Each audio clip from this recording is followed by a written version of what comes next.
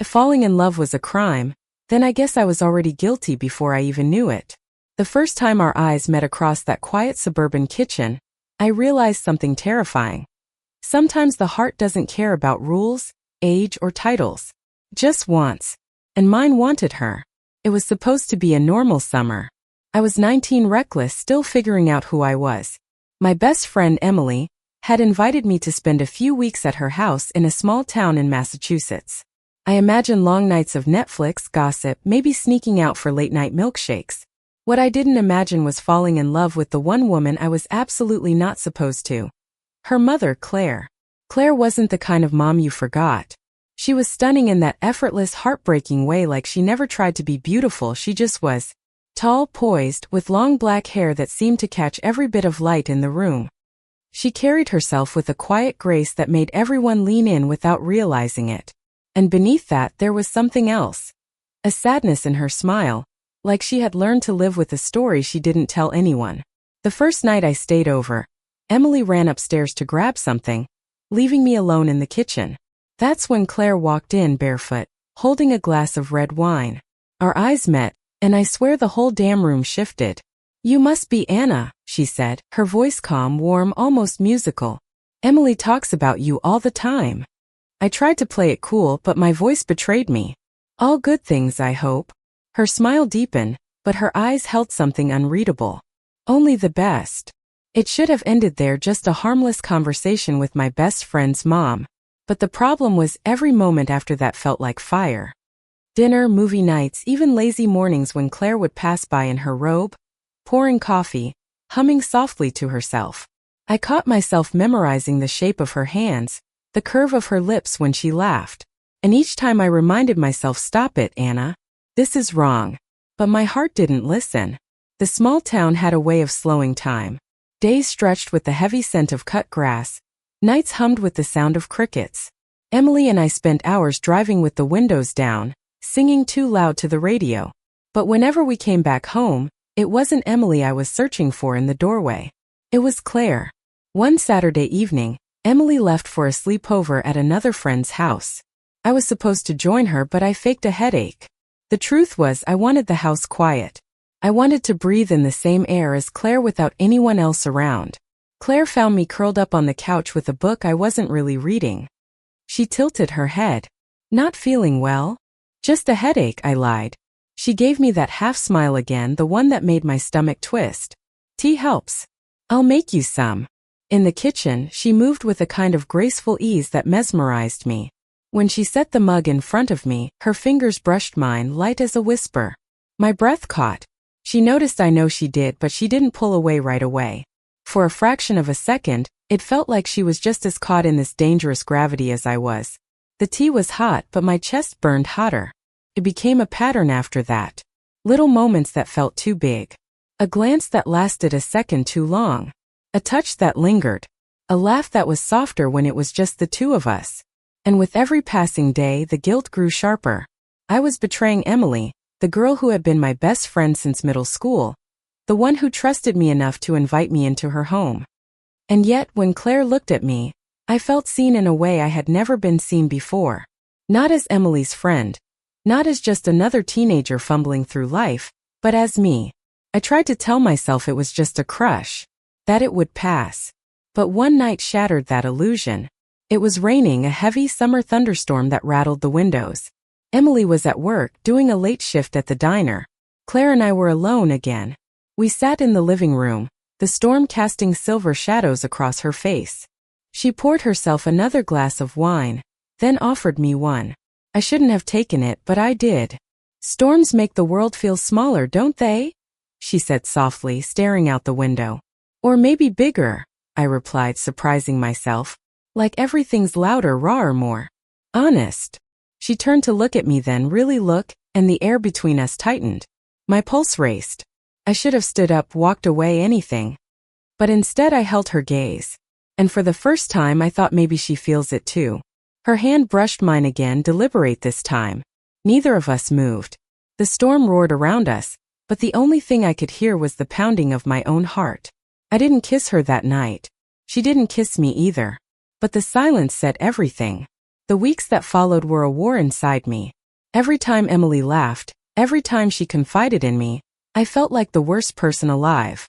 But then Claire would appear in the kitchen, in the garden, even just walking past me in the hallway, and my resolve crumbled. The cruelest part was that she didn't stop. She didn't push me away.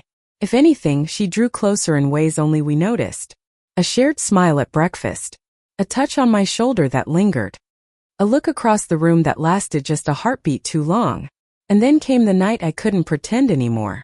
It was late, the house was asleep. I had gone downstairs for water, only to find Claire sitting in the darkened kitchen, a single lamp casting her face in soft gold. She looked tired, lonely, like the weight of the world was pressing on her shoulders. When she saw me, she smiled faintly. Couldn't sleep. I shook my head. You neither. She sighed, swirling the last of her wine. Sleep doesn't come easy these days. I sat down across from her, my chest tight. The silence stretched, heavy and full of unspoken words. And then, without meaning to, I whispered, "You're so beautiful." Her eyes widened, then softened. She didn't scold me. She didn't laugh. She just looked at me with something raw. Something I had only seen in mirrors of my own longing. "Anna," she whispered, my name breaking in her voice. And in that moment I knew. This wasn't one-sided. This was real. Her whisper lingered in the room like smoke. I should have taken it back, laughed it off, pretended it was nothing. But I didn't. Instead, I sat there, staring at her across the kitchen table, my pulse hammering against my throat. For a long moment, neither of us spoke. Only the hum of the refrigerator and the soft patter of rain against the windows filled the silence. Claire's fingers toyed with the rim of her glass, but her eyes were locked on mine. Finally, she exhaled a shaky, almost broken sound. "You can't. Anna, you can't say things like that." "I didn't mean to," I whispered back, though it was a lie. "It just slipped out." Her lips parted as if she wanted to scold me, but instead she pressed them together, fighting herself. Then, softer than the rain, she asked, "Do you mean it?" The air left my lungs in a rush. I could have lied. I should have lied. But instead I nodded. "Yes. I've never meant anything more." Her gaze dropped to her hands, then back to me. For a second I thought she might stand up and walk away. But she didn't. She stayed. And that was the moment I realized we were already too far gone. The next morning, nothing was the same. Emily was buzzing with excitement about some boy from the diner who had asked for her number. She went on and on about whether she should text him back, laughing, tossing popcorn into her mouth as we sprawled on the living room floor. But I wasn't listening. Not really. My mind kept drifting to Claire, who moved in and out of the room like a ghost, avoiding my eyes. Every time our gazes brushed, a storm raged in my chest. She hadn't said anything about the night before, hadn't acknowledged it at all. But silence was worse than rejection. Silence meant she felt it too, and didn't know what to do with it. I kept asking myself, was I imagining it? Was I building castles out of stolen glances and brushed fingertips? Or was there really something there, dangerous and unspoken, pulling us closer every day? It was a week later when the truth finally cracked open between us. Emily had gone out again, her new crush consuming all her free time. I was in the backyard pretending to read under the fading sun. Claire came out carrying a basket of laundry, her dress swaying in the breeze. She glanced at me, then paused, setting the basket down on the patio table. "Anna," she said quietly. The way she said my name made my stomach clench. I looked up, shielding my eyes from the light. "Yeah." She hesitated, then walked over and sat in the chair across from me. Her eyes searched mine, conflicted, vulnerable. "About the other night. What you said." I swallowed hard, my book forgotten in my lap. "I meant it. I meant every word." Her breath caught. "You don't understand. It's not possible. You're," she broke off, shaking her head. "I'm what?" I pressed. "Too young? Emily's best friend?" "Both true. But that doesn't change how I feel." Her eyes glistened, and for a moment I thought she might cry. "Do you have any idea how dangerous this is? If Emily ever found out, she doesn't have to," I said quickly, leaning forward. "She doesn't ever have to know." The words hung between us, heavy with temptation. Claire closed her eyes, inhaling sharply, as though she was fighting an invisible battle. When she opened them again, her gaze locked on mine, raw and unguarded. "I don't want this," she whispered. "But I do." My heart nearly stopped. That was all I needed. Proof. Confirmation.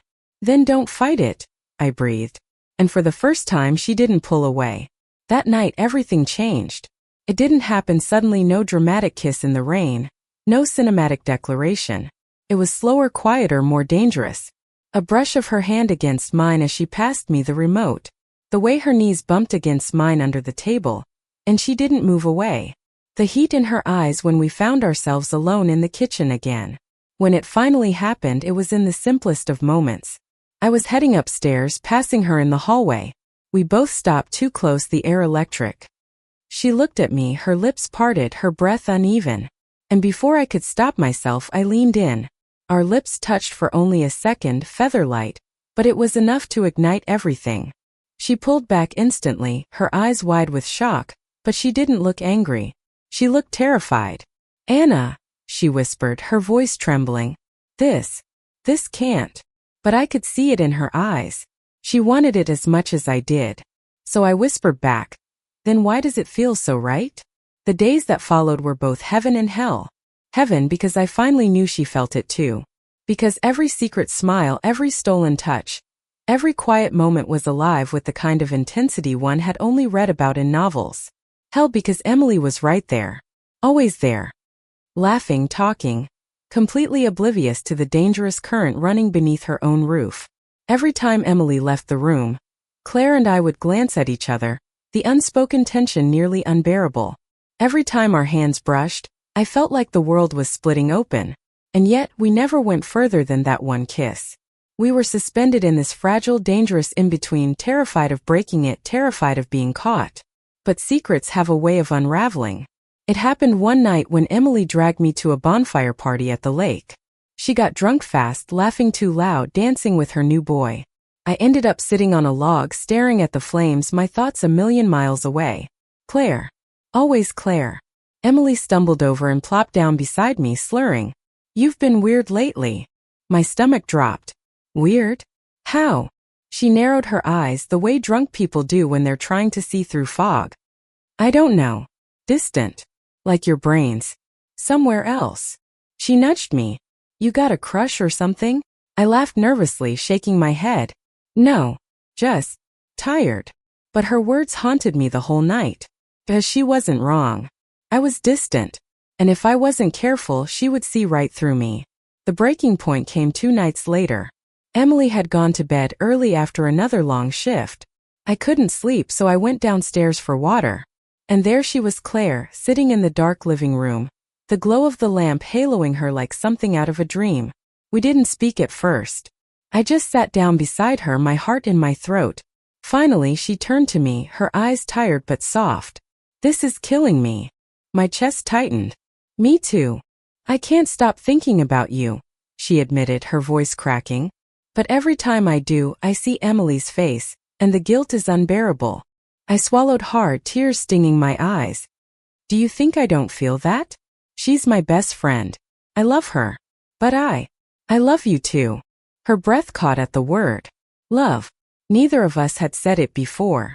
But now it was out there, impossible to take back. She reached out then, her fingers brushing my cheek. And this time when our lips met, it wasn't tentative. It was desperate, aching, the kind of kiss that felt like it could burn the whole house down. We pulled apart, breathless, both of us shaking. "This can't happen," she whispered, even as her hand clung to mine. "But it already has," I whispered back. And for the first time we didn't stop. The weeks that followed blurred into a dangerous dance. Stolen kisses in the laundry room. Quiet touches in the hallway. Nights where Emily fell asleep in her room, and I lay awake, my skin still buzzing from Claire's lips on mine. We never went too far. Fear kept us in check. But emotionally, we were already drowning. Every time Claire looked at me, I felt like I was both exactly where I belonged and teetering on the edge of ruin. And maybe that's what love really is: messy, reckless, impossible to control. But as much as I tried to convince myself we could keep the secret forever, deep down I knew the truth. Secrets like ours don't stay hidden. Not forever. Secrets don't just sit quietly. They press against the walls waiting to burst. I knew it. Claire knew it. But still we kept dancing closer to the fire, convincing ourselves we could control the flames. For a while it worked. Emily was busy with her new boyfriend, sneaking late nights out, her energy consumed by a world that didn't include me. That should have made it easier, but instead it left me with more stolen moments with Claire, more chances to lose myself in her smile, her touch, her lips. But the problem with stolen moments is that they never stay hidden forever. It was a Sunday morning when the first crack appeared. Emily was digging through her closet, tossing clothes everywhere, hunting for a jacket she swore she'd left in there. I sat on the edge of her bed, pretending to scroll my phone, my chest still buzzing from the memory of Claire's lips against mine the night before. Then Emily paused, turning to me with narrowed eyes. "You're different lately." I froze. Different how? She shrugged, but her gaze was sharp, too sharp for comfort. "I don't know. You get this weird look on your face sometimes, like you're thinking about something you can't tell me. Or someone." My laugh was forced, brittle. "You're imagining things." She flopped back onto the bed, groaning dramatically. "God, don't tell me you're in love. You'd tell me, right?" The irony almost knocked the breath out of me. I forced a smile. Of course. But inside I was crumbling, because I couldn't tell her. Not now. Maybe not ever. That night I found Claire in the garden, watering her plants in the fading light. She wore a simple sundress, her hair pulled back loosely, and I swear my heart tripped over itself just looking at her. I stepped closer, lowering my voice. "Emily suspects something." Claire's hand stilled on the watering can. She turned to me, her expression instantly guarded. What did she say? Just that I've been different. That I'm hiding something. She exhaled, setting the can down. "Anna, we can't keep doing this. It's only a matter of time before she figures it out." I swallowed hard, panic rising in my chest. "So what? You're just going to end it? Pretend none of this happened?" Her eyes softened, but her voice trembled. "I don't want to pretend, but I can't lose her. She's my daughter. If she finds out, it could destroy everything." The weight of her words crushed me. She was right, of course. But the thought of walking away from her felt impossible. So I stepped closer, my voice breaking. "Then tell me what I'm supposed to do. Because I can't stop feeling this. I can't stop loving you." Her breath caught. For a moment, she looked at me like she wanted to give in completely. But then she turned away, whispering, "We have to be careful. Promise me, Anna. Promise me you'll be careful." Promised. But even as the words left my lips, I knew care would never be enough. The pressure grew. Emily started asking more questions. Why I didn't want to go out with her as much. Why I spent so much time alone in the kitchen when she wasn't home. Why I blushed when her mom walked into the room. I deflected, lied, laughed it off. But each question cut deeper. Each suspicion bringing us closer to disaster. And Claire. She was unraveling too. The guilt ate at her, hollowing out her smiles, dimming her laughter. Sometimes she'd pull back suddenly, avoiding me for days, as if distance could save us. Other times she'd cling tighter, kissing me with a desperation that tasted like fear. We were caught in a cycle of wanting and regretting, needing and fearing. And every day the secret grew heavier. One night it all nearly came crashing down. Emily had invited a group of friends over for a movie marathon. The living room was packed with bodies, laughter, the smell of popcorn. I sat squished between Emily and another girl from her work, trying to focus on the screen, but my gaze kept drifting toward the kitchen where Claire stood, pouring drinks. Our eyes met. Just for a second. But it was enough. Heat surged through me, my heart pounding loud enough I swore everyone could hear it. And then Emily leaned over, whispering in my ear, "Why are you staring at my mom?" My blood turned to ice. "What?" She smirked, shoving my shoulder playfully. "Relax. I just mean you were zoned out. Like totally gone. You okay?" I forced a laugh, nodding. But panic gnawed at me the rest of the night. Because if Emily noticed once, she could notice again. And next time she might not brush it off so easily. After everyone left, I found Claire in the kitchen, cleaning up.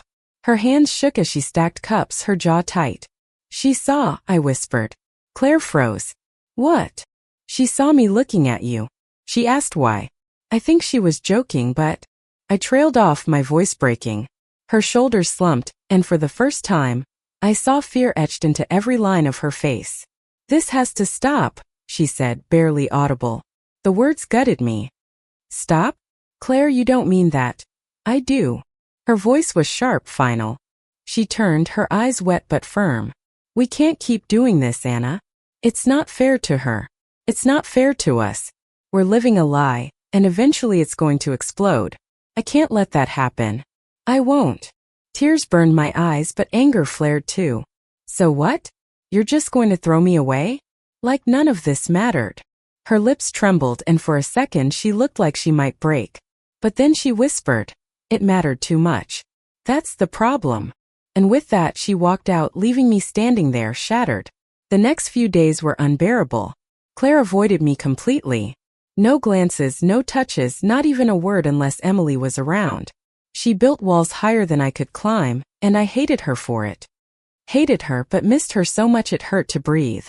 Emily, oblivious as ever, kept chattering about her boyfriend, about school, about plans for the rest of the summer. I laughed and nodded, but inside I was hollow. At night I lay awake, replaying every moment with Claire, every kiss, every whispered confession. I wanted to scream, to break something, to run away. But instead I stayed, suffocating under the weight of a love I couldn't have. It all came to a head one evening when Emily went out again. I was in the kitchen, pacing, my chest tight with too many unsaid words. When Claire walked in, our eyes met for the first time in days, and the dam broke. "We need to talk," I said, my voice shaking. She looked exhausted, her face pale, her hair tied back carelessly. But she nodded. "Okay." The silence was unbearable. Finally I blurted, "You can't just shut me out like that.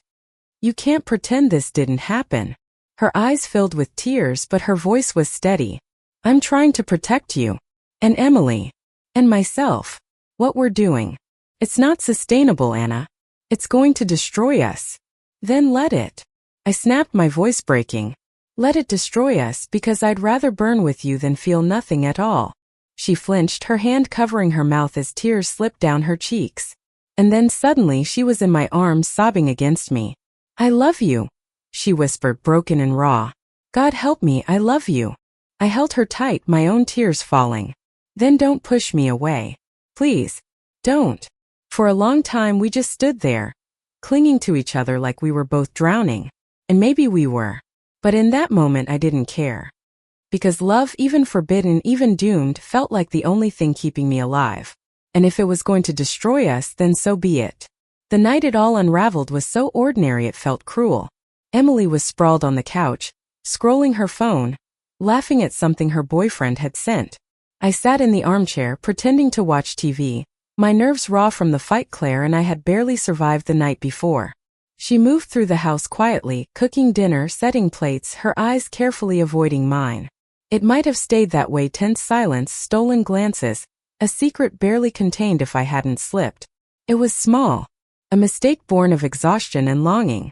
Claire had set a bowl of salad on the table, her hand brushing mine. And in that split second when I should have pulled away, I lingered. Just for a heartbeat. But Emily saw. Her eyes snapped up, sharp and unblinking. She looked at me, then at her mother, then back at me. Something in her expression shifted, confusion hardening into realization. "What the hell was that?"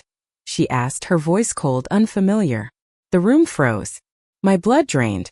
Claire's face went pale, her lips parting, but no words came. "Emily," I started, but she cut me off. "Oh my God." Her voice cracked, fury and betrayal tangling together. "Are you serious right now? You and my mom." Tears burned my eyes, but before I could answer, she was on her feet, her hands trembling. "How long?" she demanded. "How long has this been going on?" "Emily, please," Claire whispered, her voice breaking. "It's not what you think. Not what I think." Emily's laugh was sharp, bitter. "I just watched you two practically make out over salad. Don't lie to me, Mom. Don't you dare." The room spun. I tried to speak, to explain, but nothing came out. Emily turned on me, her eyes blazing. "You're supposed to be my best friend. My best friend, Anna. How could you?" Her words cut deeper than any knife. I felt myself breaking piece by piece. "I didn't mean for this to happen," I whispered, my voice shaking. "I never wanted to hurt you. But I don't, she snapped, her voice shaking with rage. Don't you dare say you love her. But it was too late. The truth spilled out anyway. I do. I love her. The silence that followed was unbearable. Emily's face crumpled, fury giving way to something worse, heartbreak. I can't even look at you, she whispered, her voice hollow. Then she stormed upstairs, her door slamming shut with a finality that echoed through the house. The hours after were a blur of tears and silence. Claire sat at the table, her face in her hands, her shoulders shaking. I stood frozen, guilt crushing me until I could hardly breathe. This was a mistake, she whispered finally, her voice muffled. I've ruined everything. No, I said desperately, sitting beside her. We can fix this. We can make her understand. But even as I said it, I wasn't sure I believed it. Claire lifted her head, her eyes red and swollen. She's my daughter, Anna. My only daughter. She trusted me. She trusted you. And now, her voice cracked, breaking into sobs.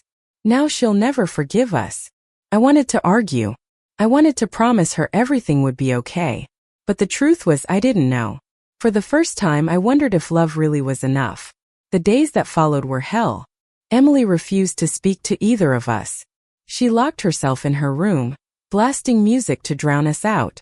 When she did come downstairs, she glared at me like I was a stranger, her silence sharper than words.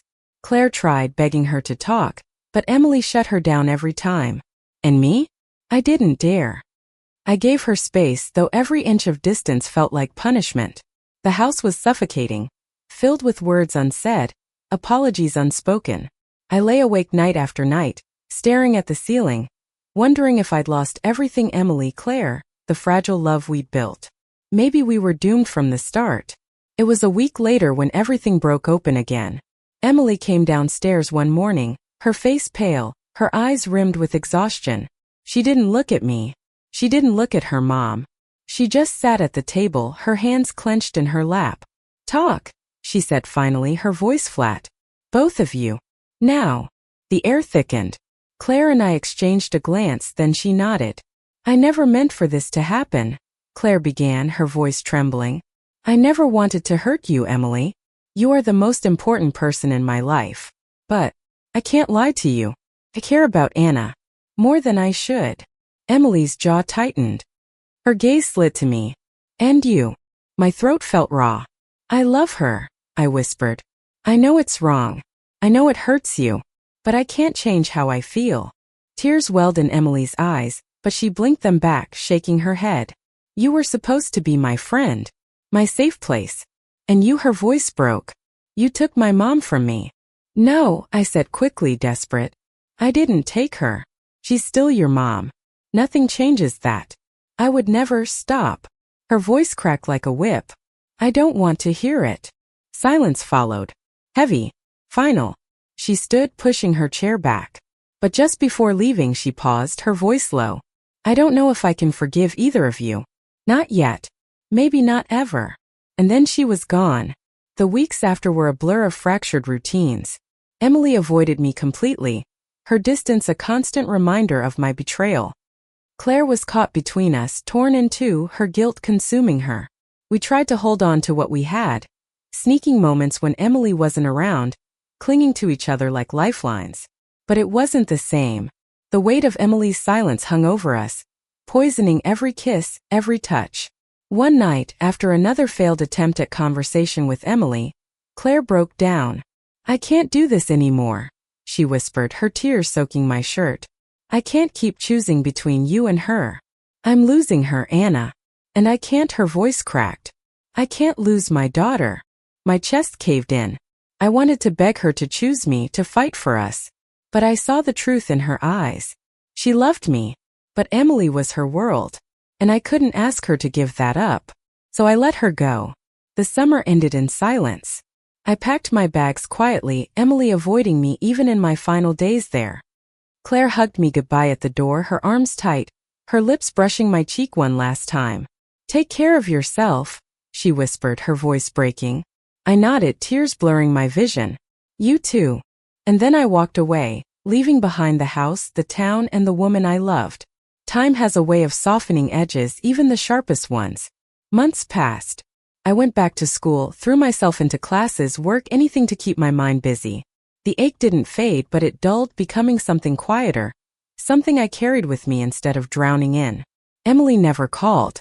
For a long time I thought she never would. But one rainy afternoon my phone buzzed. Her name lit up the screen. My hands shook as I answered. Emily. Her voice was quiet, tired, but softer than I remembered. Hey. I swallowed hard. Hey. Silence stretched, then she sighed. I'm still angry. I probably always will be, a little. But you were my best friend. And I miss you. Tears filled my eyes. I miss you too. Mom's okay, she added softly. She's doing better. I think she misses you, though she'd never say it. My chest ached. I miss her too. Emily was quiet for a moment. Then, almost reluctantly, she said, maybe one day, when it doesn't hurt so much, we can all sit down and talk. Really talk. Hope flickered, fragile but real. I'd like that. Years later I can look back without breaking. What Claire and I had was messy, impossible, and maybe doomed from the start. But it was also real. It taught me what love could feel like, raw, consuming, terrifying, and beautiful. It hurt. God, it hurt. But it also shaped me. And maybe that's what love is supposed to do. Not always last forever. Not always fit neatly into the world's rules, but leave you changed, braver, more human. I don't know if Emily will ever fully forgive me. I don't know if Claire and I will ever cross paths again in the way we once did. But I do know this. For a brief, impossible moment I loved and was loved in return. And even if it broke me, I wouldn't take it back. Because some loves, no matter how forbidden, are worth the scars they leave behind. Thank you for listening. If you find it interesting, please like and subscribe to follow the next stories.